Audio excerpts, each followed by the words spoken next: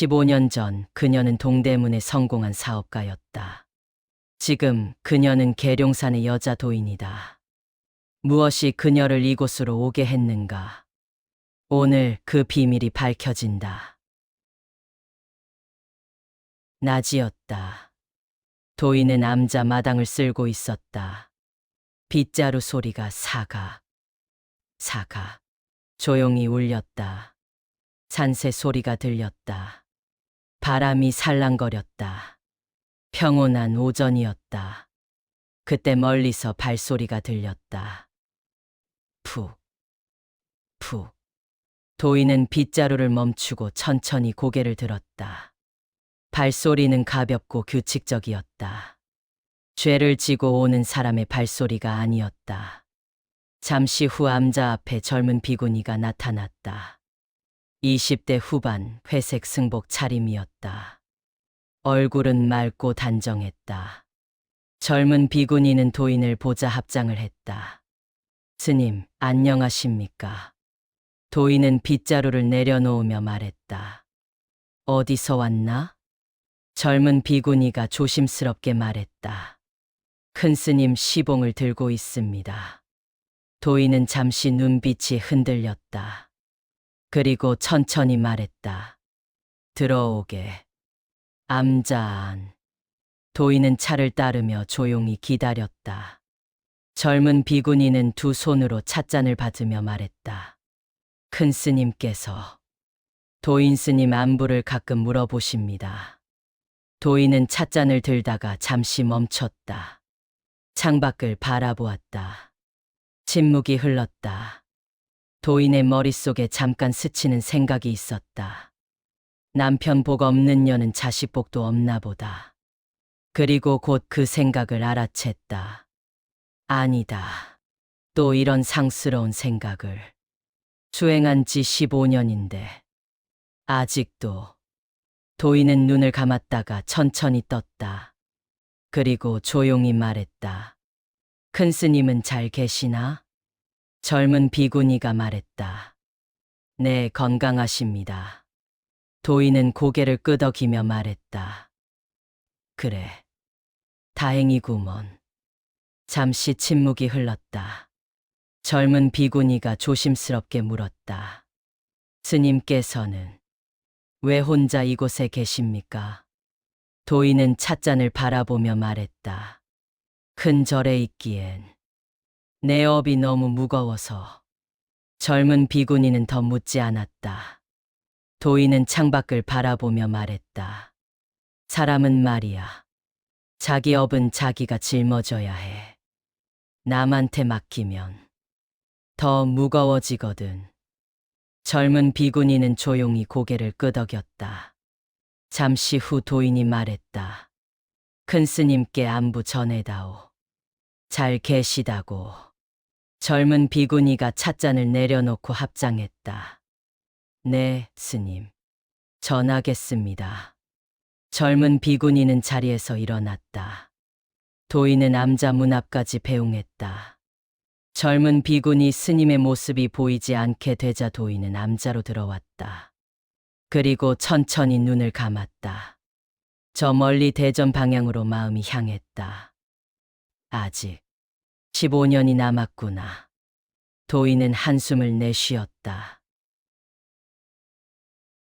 얼마나 지났을까? 멀리서 발소리가 들렸다. 푹. 이번엔 달랐다. 무겁고 지친 발소리였다.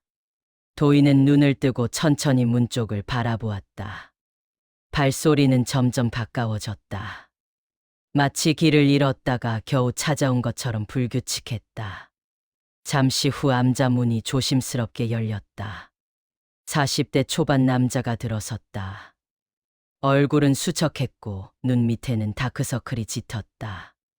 옷차림은 깔끔했지만 표정은 몹시 지쳐 있었다. 남자는 도인을 보자마자 깊이 절을 했다. 스님, 제발 도와주십시오. 도인은 차를 따르며 조용히 말했다. 앉게. 남자는 바닥에 앉았다. 도인은 남자를 살폈다. 어깨 위에 아무것도 없었다. 등 뒤에도 아무것도 없었다. 하지만 남자 주변에 무언가 검은 기운이 감돌았다.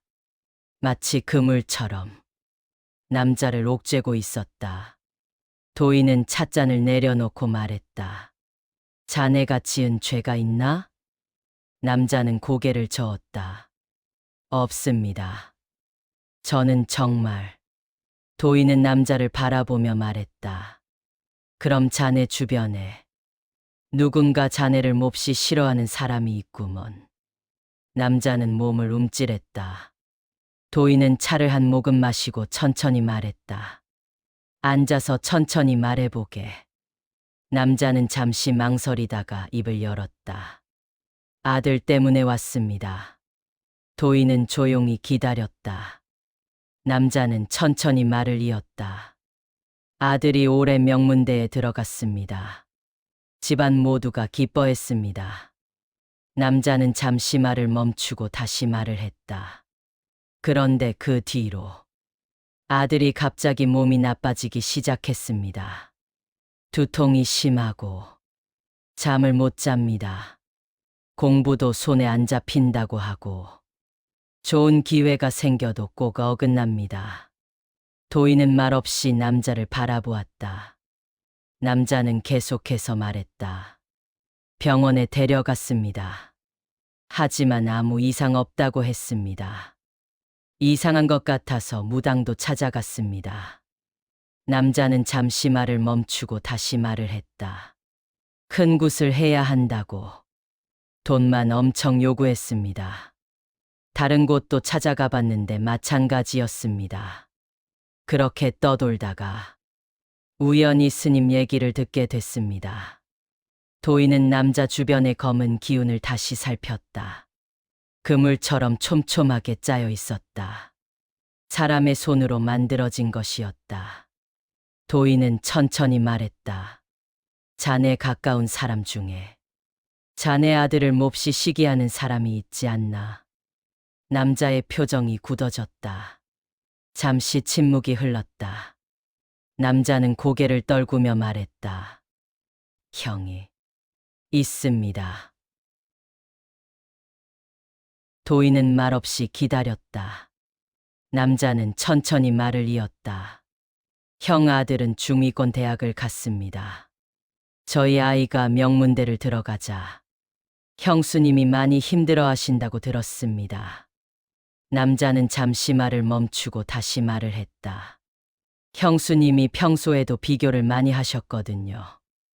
아이들 성적이며 집이며 차며. 남자는 쓴 웃음을 지으며 말했다. 저는 그냥 넘겼습니다. 가족끼리 그럴 수도 있다고 생각했습니다. 그런데 남자는 목소리가 떨렸다.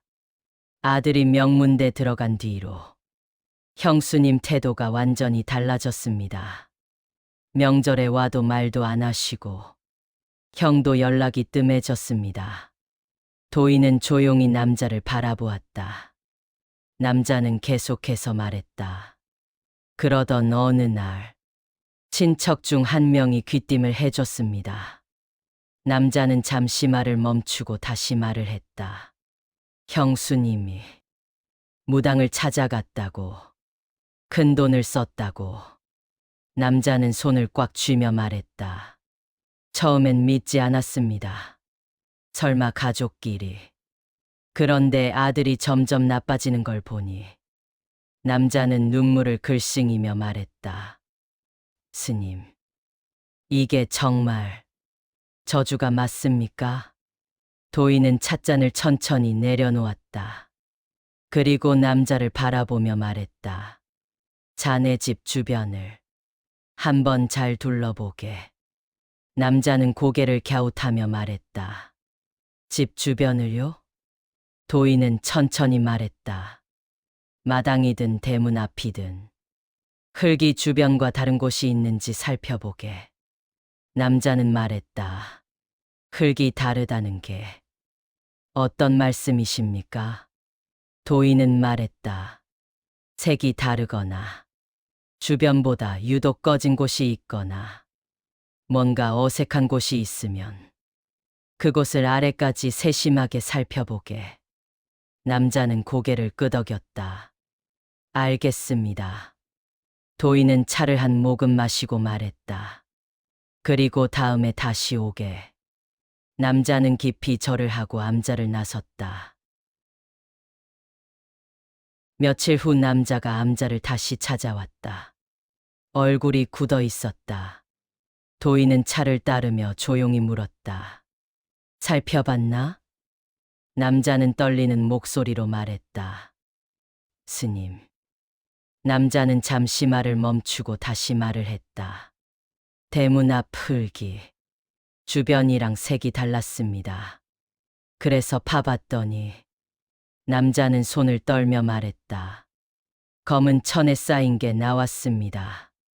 아내는. 남자는 말을 잇지 못했다. 도인은 조용히 기다렸다. 남자는 겨우 말을 이었다. 아들 사진이 있었습니다. 사진의 바늘이 7개가 꽂혀 있었습니다. 남자는 눈물을 흘리며 말했다. 그리고 썩은 음식 같은 것도 함께. 남자는 말을 잇지 못했다. 도인은 고개를 끄덕이며 말했다. 그걸 가져왔나? 남자는 보자기에 싼 것을 조심스럽게 꺼냈다. 도인은 남자를 바라보며 말했다. 오늘 당장 처리해야 해. 남자는 말했다. 어떻게 하면 됩니까? 도인은 말했다. 불에 태우게. 다 탄 재를 흐르는 물에 띄워보내게. 강이든 개울이든 흐르는 물이면 돼. 남자는 조심스럽게 물었다. 태울 때 뭔가 해야 할 말이 있습니까? 도인은 잠시 생각하다가 말했다. 그냥 태우면 돼. 말은 필요 없어. 마음속으로 아들이 건강하기를 바라면서 그걸로 충분해. 남자는 고개를 끄덕이다가 말했다. 스님, 형수님은. 남자는 말을 잇지 못했다. 도인은 찻잔을 내려놓으며 말했다. 알고 싶은 게 뭔가? 남자는 고개를 떨구며 말했다. 형수님이 한 게 맞습니까? 도인은 천천히 말했다. 자네가 더 잘 알지 않겠나? 남자는 눈물을 흘렸다. 어떻게 가족한테, 어떻게 이런 짓을. 도인은 차를 한 모금 마시고 말했다. 형수님도 말이야. 나름대로 힘들었겠지. 남자는 고개를 들며 말했다. 힘들었다고 이런 짓을. 도인은 말했다. 자네 아들 자랑을 형수님 앞에서 많이 했나? 남자는 움찔했다. 잠시 말을 멈추고 다시 말을 했다. 그게 자식 잘 된 게 기뻐서 자랑하려던 건 아니었는데. 도인은 말했다. 그래, 자랑하려던 건 아니었겠지. 하지만 형수님 눈에는 어떻게 보였겠나? 남자는 고개를 떨구었다. 제가 조심했어야 했는데. 도인은 차를 따르며 말했다. 자네도 이번 일로 많이 배웠을 게야. 뭐든 과하면 탈이 나는 법이야. 돈이든 욕심이든. 그리고 과한 자랑도 화가 될 때가 많아. 침묵이 흘렀다. 도인은 잠시 후 말을 이었다. 형수님한테 절대 따지지 마. 아는 척도 하지 마. 그냥 모른 척하고 살게. 남자는 놀라며 말했다. 그냥 넘어갑니까? 도인은 말했다. 자네가 따지는 순간 가족이 완전히 무너져. 형도 잃고 조카도 잃어. 그게 자네한테 더 큰 손해야. 남자는 한참을 생각하다가 천천히 고개를 끄덕였다. 알겠습니다. 모른 척 하겠습니다. 도인은 고개를 끄덕이며 말했다. 그게 자네가 할 수 있는 가장 현명한 일이야. 남자는 눈물을 훔치며 깊이 절을 했다. 감사합니다, 스님. 남자는 보자기를 들고 암자 문을 열고 나섰다. 도인은 그 뒷모습을 바라보았다. 발소리가 점점 멀어졌다. 도인은 혼자 남아 경을 펼쳤다. 목탁 소리가 딱, 딱, 규칙적으로 울렸다. 그때였다. 갑자기 바람이 멈췄다. 새소리도 멈췄다. 산 전체가 숨을 죽인 것처럼 고요해졌다. 도인은 목탁을 멈추었다. 눈을 떴다. 암자한 공기가 달랐다. 무겁고 탁하고 차가웠다. 그리고 느껴졌다. 사악한 기운이었다. 살을 내는 듯한 차가운 기운이 암자 안으로 스며들었다. 마치 독이 퍼지듯 천천히 구석구석으로. 도인은 눈을 가늘게 떴다. 기분 나쁜 기운이었다. 아주 오래되고 아주 사악한 기운이었다. 촛불이 일제히 흔들렸다. 바람이 없는데 불꽃이 춤을 췄다. 그리고 암자 문이 끼 열렸다. 도인은 자리에서 일어나지 않았다. 그 기운을 정면으로 받아내며 조용히 바라보았다. 문 앞에 아무도 없었다. 하지만 느껴졌다. 무언가 암자 안으로 들어오려 하고 있었다. 그 순간이었다. 사악한 기운이 갑자기 거세졌다. 마치 살을 날리듯 도인을 향해 밀려왔다. 암자 벽이 삐걱 소리를 냈다. 찻잔이 혼자 흔들렸다. 경전이 바람도 없이 펄럭였다.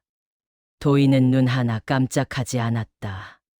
천천히 목탁을 들었다. 그리고 연부를 외기 시작했다. 관세음보살, 관세음보살.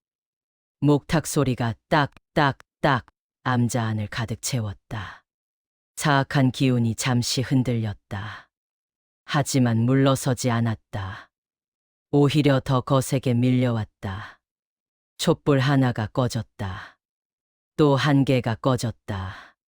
도인은 목탁을 더 세게 쳤다.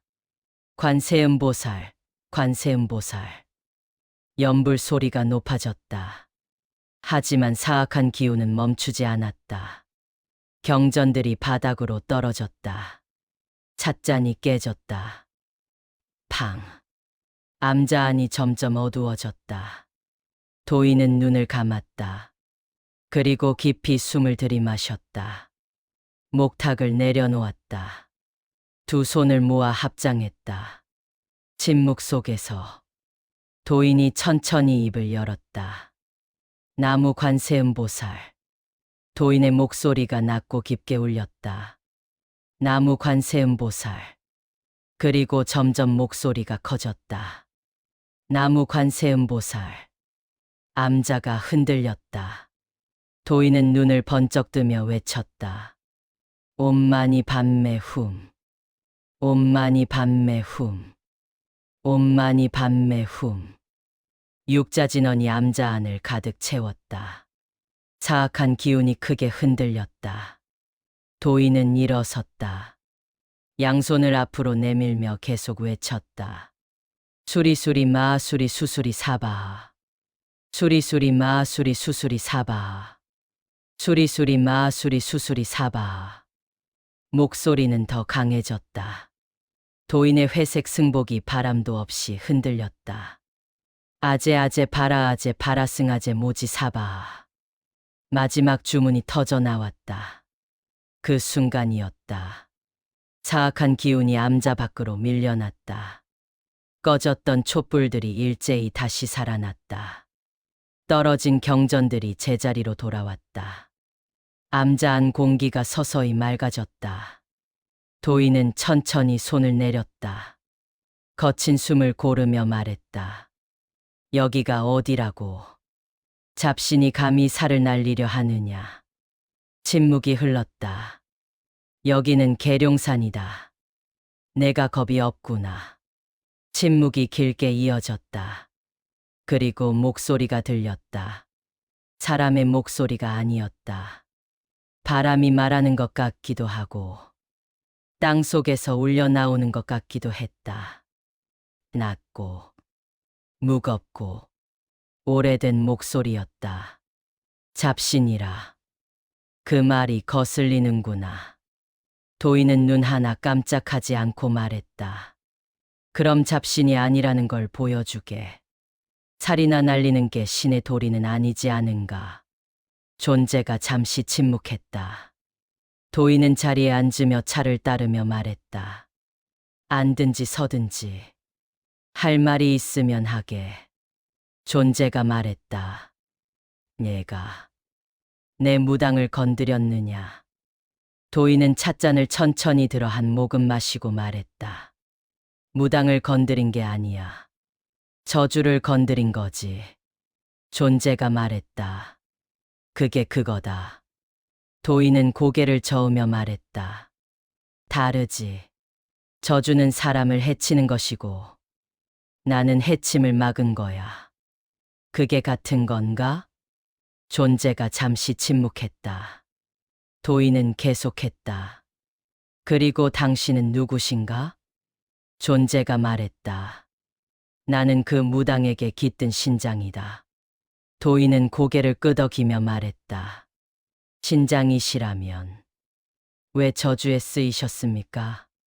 존재의 말이 없었다. 도인은 계속해서 말했다. 신장이 사람의 질투심에 이용당했으니 그것도 부끄러운 일이 아닙니까? 존재의 기운이 크게 흔들렸다. 하지만 도인은 흔들리지 않았다. 도인은 차분하게 말했다. 무당이 당신을 팔았습니다. 돈을 받고 죄 없는 아이에게 저주를 내리는 데 썼습니다. 그것이 신장의 뜻이었습니까? 긴 침묵이 흘렀다. 존재의 기운이 조금씩 가라앉았다. 존재가 천천히 말했다. 무당이 나를 잘못 썼다. 그건 인정한다. 도인은 고개를 끄덕이며 말했다. 그럼 우리 할 말 다 한 거 아닌가? 존재가 말했다. 아직 아니다. 비구니. 너도 할 말이 있지 않느냐? 도인은 눈을 가늘게 뜨며 말했다. 무슨 말인가? 존재가 천천히 말했다. 너는 왜 이 산에 있느냐? 도인은 대답하지 않았다. 존재가 계속했다. 동대문에서 큰 돈을 벌었던 여자가 왜 이 산에서 승복을 입고 있느냐? 도인의 눈빛이 흔들렸다. 존재가 말을 이었다. 아들이 사람을 죽였지. 30년 형을 받았지. 도인은 찻잔을 꽉 쥐었다. 하지만 목소리는 흔들리지 않았다. 그게 당신과 무슨 상관인가? 존재가 말했다. 상관없지. 하지만 너도 업이 무거운 사람이야. 그 업을 짊어지고 15년째 이 산에서 수행하고 있구나. 도인은 조용히 말했다. 남의 업을 들춰내는 게 신장이 할 일인가? 존재가 말했다. 아니다. 다만 나도 오래 살았어. 수백 년을 살았어. 사람의 업을 수없이 봐왔어. 잠시 침묵이 흘렀다. 존재가 천천히 말을 이었다. 너는 그 업을 제대로 짊어지고 있더구나. 도인은 아무 말도 하지 않았다. 존재가 말했다. 오늘은 그냥 가마. 하지만 다음엔 내 영역을 건드리기 전에 생각을 한 번 더 하게. 도인은 찻잔을 들며 말했다. 그건 장담 못 하겠어. 죄 없는 사람이 고통받는 걸 보면 생각할 시간이 없거든. 존재가 낮게 웃었다. 비구니. 고집도 보통이 아니구나. 도인은 말했다. 수행하는 사람이 고집 없으면 안 되지. 존재가 말했다. 아들이 나오려면 아직 15년이 남았지? 도인은 눈을 감았다. 존재가 말을 이었다. 그때까지 건강해야 할 텐데. 도인은 눈을 떴다. 그리고 조용히 말했다. 걱정은 고맙소. 하지만 그것도 당신이 할 일은 아니지. 존재의 기운이 천천히 사라지기 시작했다. 암자문이 끼일 소리를 내며 닫혔다. 새소리가 다시 들리기 시작했다. 바람도 다시 불었다. 산이 다시 살아났다. 도인은 한참을 그대로 앉아 있었다. 찻잔을 들었지만 차는 이미 식어 있었다. 도인은 식은 차를 그대로 마셨다. 그리고 천천히 중얼거렸다. 신장이라고 했지. 도인은 씁쓸하게 웃었다. 사람의 질투심에 이용당하는 신장이. 무슨 신장인가? 도인은 찻잔을 내려놓았다. 허접한 저주에 몸을 빌려주고 그게 신의 도리인가? 도인은 고개를 저었다. 하지만 목탁을 들지 못했다. 손이 떨렸다. 무당의 몸주가 물러났으나 도인의 마음은 심란했다. 신장이 던진 그 말들이 계속해서 귓가에 맴돌았다. 동대문에서 큰 돈을 벌었던 여자가 아들이 사람을 죽였지. 30년 형을 받았지. 도인은 찻잔을 내려놓았다. 손이 떨려서 차가 흔들렸다. 아니다. 이미 다 지난 일이다. 15년째 속죄하며 살고 있지 않은가. 하지만 마음은 쉽게 가라앉지 않았다. 도인은 눈을 감았다. 그리고 깊은 어둠 속으로 떨어졌다. 회상 35년 전. 20살이었다. 고등학교를 겨우 졸업했다. 집은 가난했다. 아버지는 일찍 돌아가셨고 어머니는 병들어 누워 계셨다. 그때 그 남자가 나타났다. 동네에서 장사를 한다는 남자. 멋있어 보였다. 차도 있었다. 나랑 같이 살자. 내가 책임질게. 20살 소녀는 믿었다. 회상 34년 전. 아들이 태어났다. 결혼은 하지 않았다. 남자는 조금만 기다려. 사업이 안정되면 결혼하자고 했다. 하지만 결혼식은 없었다. 그저 같이 살 뿐이었다. 아들 이름은 준호였다. 작고 예쁜 아기였다. 엄마가 잘 키울게. 엄마가 돈 많이 벌어서 너 좋은 데 보낼게. 그게 시작이었다. 회상 30년 전. 동대문 시장. 새벽 4시에 일어나 옷을 떼왔다. 아침 8시부터 밤 10시까지 팔았다. 손님을 대하는 요령이 생겼다. 장사 수완이 있었다. 돈이 모이기 시작했다. 남자는 점점 집에 오지 않았다. 사업 때문에 바빠. 조금만 기다려. 하지만 돌아오지 않는 날이 많아졌다. 준호는 혼자 밥을 먹었다. 혼자 학교에 갔다. 혼자 잠들었다. 엄마 언제 와? 미안해 준호야. 엄마가 돈 벌어야 해. 회상 25년 전. 가게가 3개로 늘어났다. 직원도 여럿 두었다. 돈이 쌓였다. 통장에 억 단위 숫자가 찍혔다. 이제 됐어. 이제 결혼하자. 그날 밤 남자가 집에 왔다. 하지만 결혼 이야기를 꺼낸 건 그녀였다. 남자는 담배를 피우며 말했다. 미안해. 나 다른 여자 만나고 있어. 뭐, 헤어지자. 위자료 줄게. 25살 소녀는 그렇게 혼자가 됐다. 회상 20년 전. 준호는 중학생이 됐다. 돈은 더 많이 벌었다. 가게가 5개. 아파트도 샀다. 차도 샀다. 준호야, 엄마가 다 해줄게. 원하는 거 다 사줄게. 하지만 준호는 말이 없었다. 학교에서 친구들과 어울리지 않았다. 성적도 좋지 않았다. 준호야, 학원 보낼까? 과외 선생님 붙일까? 됐어요. 차가운 목소리였다. 엄마를 닮지 않았다. 아버지를 닮았다. 얼굴도 성격도. 회상 15년 전. 준호는 25이 됐다. 대학은 겨우 졸업했다. 취직도 안 했다.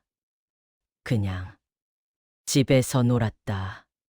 친구들과 술을 마셨다. 돈을 요구했다. 엄마, 돈 좀 줘. 준호야, 일은 안 하니? 시끄러워. 그냥 줘. 닮았다. 아버지를. 화를 낼 때 목소리까지 똑같았다. 회상 15년 전 그날 밤. 전화가 왔다.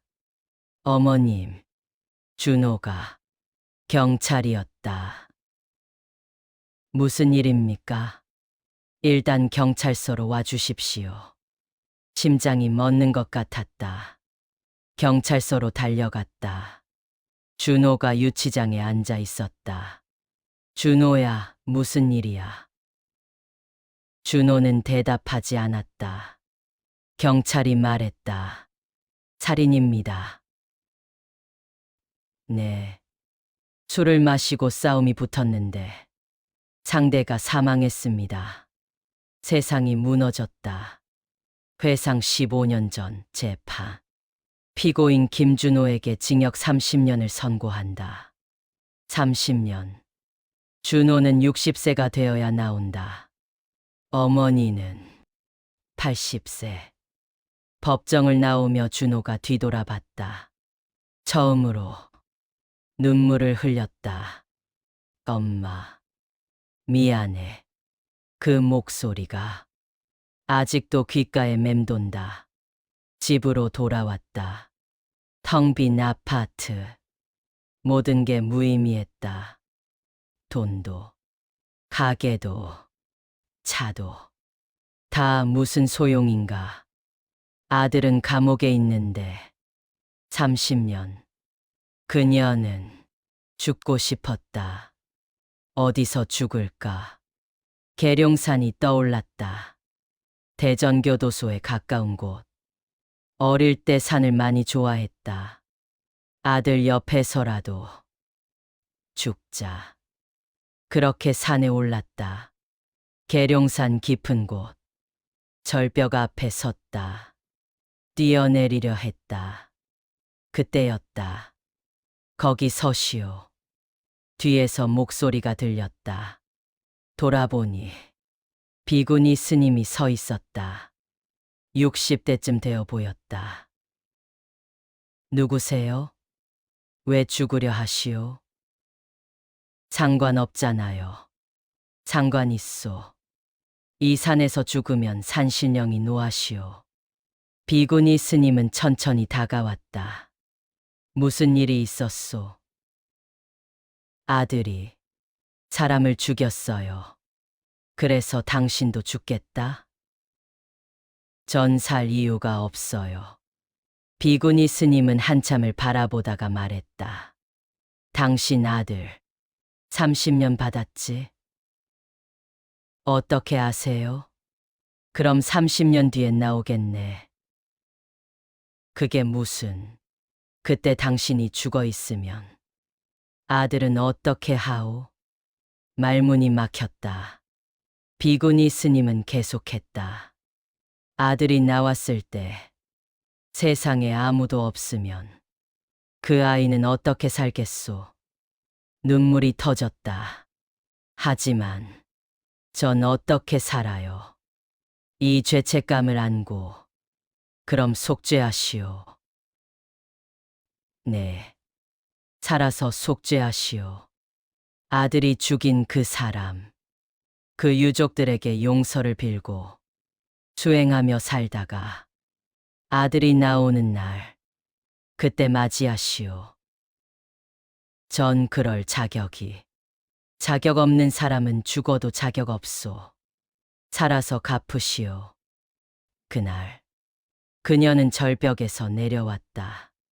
비구니 스님을 따라 암자로 갔다. 출가했다.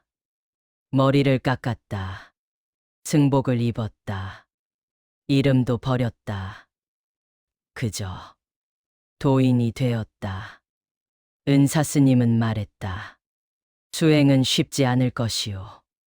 하지만 당신은 해낼 수 있소. 왜냐면 당신에겐 기다릴 이유가 있으니까. 15년이 지났다. 아직 15년이 남았다. 도인은 눈을 떴다. 얼굴에 눈물이 흐르고 있었다. 손으로 닦았다. 아직 울면 안 되는데. 아직 15년이 남았는데. 도인은 깊은 숨을 들이마셨다. 그리고 천천히 내쉬었다. 마음이 조금씩 가라앉았다. 그래. 신장 말이 맞아. 나도 업이 무거운 사람이야. 하지만 그 업을 짊어지고 살아가는 거야. 그게 내가 할 수 있는 전부니까. 도인은 천천히 목탁을 들었다. 손은 이제 떨리지 않았다. 딱, 목탁 소리가 울렸다. 딱, 딱, 목탁 소리만이 암자 안을 조용히 채웠다. 도인은 눈을 감았다. 그리고 조용히 중얼거렸다. 준호야, 엄마가 기다리고 있어. 15년 뒤, 엄마가 꼭 맞이할게. 목탁 소리가 계속 울렸다. 따, 따, 따. 도인은 고개를 저었다. 그리고 다시 평정심으로 목탁을 들었다. 목탁 소리만이 암자 안을 조용히 채웠다. 따, 따, 따. 며칠이 지났다. 낮이었다. 도인은 마당에서 차를 마시고 있었다. 멀리서 발소리가 들렸다. 푹, 푹. 그 남자였다. 이번엔 발걸음이 가벼웠다. 남자는 암자 앞에 도착하자마자 깊이 절을 했다. 얼굴이 환해져 있었다. 스님. 남자는 잠시 말을 멈추고 다시 말을 했다. 아들이 며칠 전부터 두통이 없어졌다고 합니다. 잠도 잘 잔다고 하고. 남자는 눈물을 글썽이며 말했다. 밥도 잘 먹는다고. 도인은 찻잔을 내려놓으며 말했다. 잘 됐구먼. 남자는 고개를 숙이며 말했다. 스님 덕분입니다. 정말 감사합니다. 도인은 고개를 저으며 말했다. 내 덕분이 아니야. 자네가 모른 척하기로 한 덕분이지. 남자는 고개를 들었다. 도인은 차를 따르며 천천히 말했다.